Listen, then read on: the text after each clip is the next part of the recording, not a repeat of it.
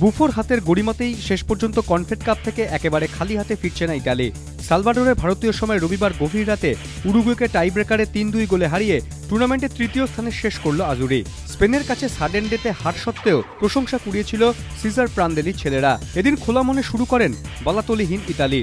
আস্তরির গোলে ২৪ মিনিটে এগিয়ে যায় ইতালি। হাফ টাইমে ম্যাচের ফল ছিল ১-০, কিন্তু বিরতির পর সুয়ারেজদের খেলা ছিল অন্যরকম।